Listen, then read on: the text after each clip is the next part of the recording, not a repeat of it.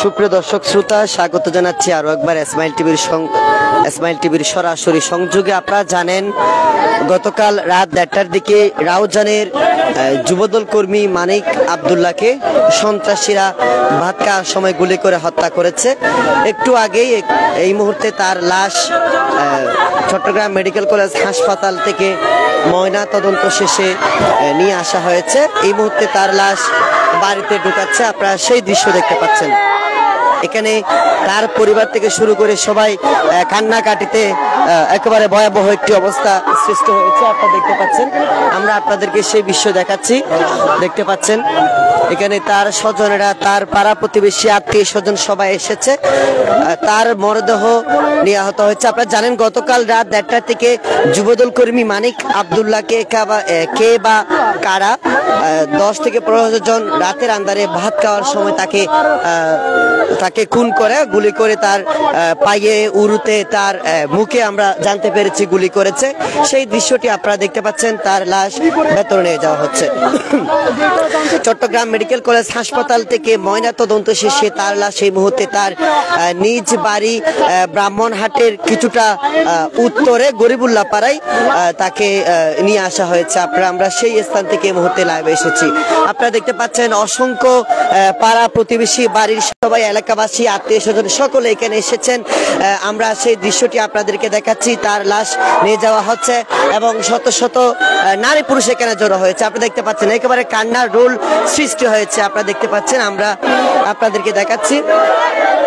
সুপ্রিয় দর্শক শ্রোতা, আসলে ফেসবুকের কিছুটা রেস্ট্রিকশন রয়েছে, সেই রেস্ট্রিকশনের কারণে আমরা আপনাদেরকে অনেক কিছু দেখাতে পারি না। আপনারা দেখতে পাচ্ছেন, আমরা যেহেতু সন্ধ্যা গণিয়ে এসেছে, কিছুটা অন্ধকার হয়ে গিয়েছে, যার কারণে আমরা আপনাদেরকে সরাসরি দেখাতে একটু সমস্যা হচ্ছে। যদি আপনারা একটু দৃশ্যটি দেখেন, তার লাশের চারিপাশে আত্মীয় স্বজন, পাড়াপতি সবাই ভিড় করেছে, সবাই কান্নাকাটিতে একেবারে একাকার একটি অবস্থা সৃষ্টি হয়েছে। আপনারা সেই দৃশ্যটি দেখতে পাচ্ছি। যদিও বা ফেসবুকের বিভিন্ন রেস্ট্রিকশন থাকার কারণে আমরা আপনাদেরকে সরাসরি লাশের চিহ্ন বা লাশের মরদেহ আপনাদেরকে আমরা দেখাতে পারছি না। কিন্তু দেখতে পাচ্ছেন কি পরিস্থিতি সৃষ্টি হয়েছে। সবাই চারিপাশে কান্নাকাটিতে একাকার অবস্থা। তার পাড়া প্রতিবেশী, আত্মীয় স্বজন সবাই এসেছেন। শুধুমাত্র এই দৃশ্যটি আমরা আপনাদেরকে দেখাচ্ছি। দেখতে পাচ্ছেন পাড়াপতি, আত্মীয় স্বজন সবাই এখানে আছেন, তার লাশ দেখতে ভিড় করেছেন। আমরা আপনাদেরকে সেই বিষয়টি দেখাচ্ছি। তার লাশ এখনো কফিনে প্লাস্টিকে মোড়ানো আছে। ময়না তদন্ত শেষে যেহেতু নিয়ে আসা হয়েছে, সেক্ষেত্রে তার লাশ আমরা আপনাদেরকে দেখাতে পারবো না, যেহেতু তার বিভৎস চেহারা এবং তার পায়ে, হাঁটুতে, উরুতে অসংখ্য গুলি করা হয়েছে। আপনারা জানেন গতকাল রাত 1টার দিকে মানিক আব্দুল্লাহকে বাড়া বাসায় সন্ত্রাসীরা গুলি করে হত্যা করে তিনি ঘটনাস্থলে মারা যান। আমরা আপনাদেরকে সেই বিষয়টি সরাসরি দেখাচ্ছি। যুবদল কর্মী মানিক আব্দুল্লাহ 2 সন্তানের জনক। তার 10 বছর বয়সী এক ছেলে এবং 5 বছর বয়সী একটি মেয়ে রয়েছে। সে দীর্ঘদিন প্রবাস জীবনে ছিল। বছর খানেক আগে মাত্র রাউজানে এসে আবারও বিএনপির যুবদলের রাজনীতিতে সক্রিয় হয়েছিল, কিন্তু কয়েকদিন আগে আমরা জানতে পেরেছি তাকে একটি হামলা করা হয়েছে। হামলার পর থেকে সে তার জীবন ঝুঁকিতে ছিল। রাউজান থানার ভারপ্রাপ্ত কর্মকর্তাকে বিষয়টি অবহিত করা হয়েছিল। সে একবার হামলা হয়েছে, সে জীবন ঝুঁকিতে ছিল। এরপর তাকে বারবার করে সাবধান থাকার কথা বলা হয়েছে এবং গতকাল সেই শহর থেকে বাড়ি আসার পর রাত 1টার থেকে সন্ত্রাসীরা তাকে গুলি করে হত্যা করে। আপনারা দেখতে পাচ্ছেন এখানে অসংখ্য মানুষজন এখানে আছেন। আমরা চারিপাশে অসংখ্য আত্মীয় স্বজন, তার মরদেহ একটু করে তার ঘরে প্রবেশ করানো হয়েছে। আপনারা দেখতে পাচ্ছেন তার ঘর, তার আত্মীয় স্বজন এখানে সবাই এসেছেন তার লাশ দেখার জন্য, তার মরদেহ দেখার জন্য। আপনারা জানেন রাউজানে একের পর এক হত্যা কাণ্ড চলছে। গত 5 আগস্টের পর থেকে ইতিমধ্যে 7 থেকে 8টি খুনের ঘটনা ঘটেছে এবং আরো কয়েকজন ইতিমধ্যে গুলিবিদ্ধ হয়েছেন। আপনারা দেখতে পাচ্ছেন রাউজানে 10 জনের প্রাণহানির ঘটনা ঘটেছে।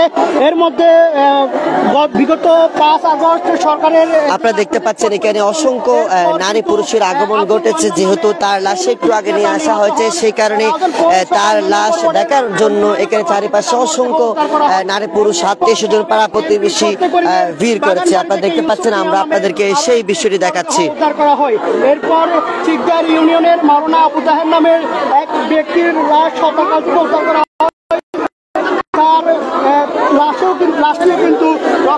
সুপ্রিয় দর্শক শ্রোতা, এই মুহূর্তে আমরা মানিক আব্দুল্লাহর গ্রামের বাড়ি অর্থাৎ তার বাড়ি বাগুয়ান ইউনিয়নের গরিবুল্লাহ পাড়ায় অবস্থান করছি। সেখান থেকে আমরা লাইভে যুক্ত হয়েছি। দেখতে পাচ্ছেন তার লাশ নিয়ে আসা হয়েছে এবং তার লাশ দেখার জন্য পাড়া প্রতিবেশী আত্মীয় স্বজন সবাই এখানে এসেছেন এবং কয়েকশো নারী পুরুষের এখানে আমরা অবস্থিত দেখতে পাচ্ছি। যেহেতু গতকাল রাতেই মূলত মানিক আব্দুল্লাহকে সন্ত্রাসীরা গুলি করে হত্যা করেছে। রাত 1:30 থেকে ভাড়া বাসায় ভাত খাওয়ার সময় তাকে গুলি করেছে বলে আমরা জানতে পেরেছি।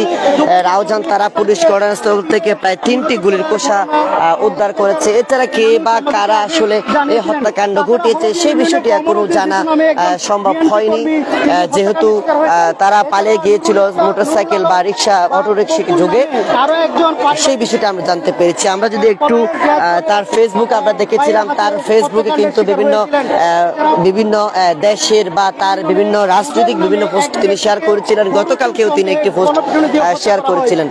সুপ্রিয় দর্শক শ্রোতা, আমরা বলে রাখি ফেসবুকের বিভিন্ন বিধিনিষেধ, ফেসবুকের রেস্ট্রিকশন থাকার কারণে আমরা আপনাদেরকে সবগুলো ফুটেজ বা সবগুলো তার মরদেহ আমরা দেখাতে পারছি না বা দেখানো যাবে না, যেহেতু তাকে পোস্টমর্টম করা হয়েছে। তার শরীরে গুলির বিভিন্ন দাগ রয়েছে, তার বিভিন্ন শরীরে আঘাতের চিহ্ন রয়েছে। আমরা সেই বিষয়টি আসলে আপনাদেরকে দেখার চেষ্টা করছি। আমরা যেহেতু অন্ধকার সেই কারণে আপনাদেরকে আসলে কিছুটা ফুটেজ দেখাতে গিয়ে সমস্যা হচ্ছে।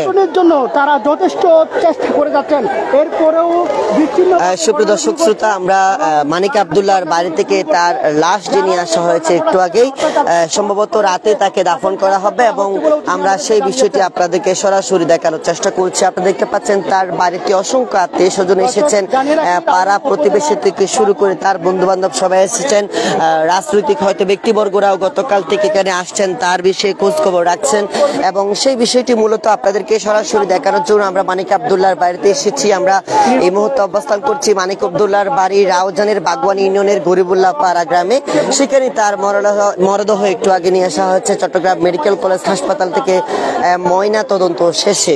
আপনারা জানেন মানিক আব্দুল্লাহ বিএনপির তথা যুব দলের একজন সক্রিয় কর্মী ছিলেন। এক সময় তিনি বিএনপির রাজনীতিতে সক্রিয় ছিলেন, পরে তিনি প্রবাস জীবনে কাটিয়েছেন। এরপর বছর খানেক আগে তিনি বাড়িতে এসেছেন বলে আমরা জানতে পেরেছি। পাশাপাশি বাড়িতে আসার পর তিনি যুব দলের সাথে সক্রিয় রাজনীতিতে সম্পৃক্ত হয়েছেন। সেই বিষয়টি মূলত আপনাদেরকে আমরা দেখাচ্ছি।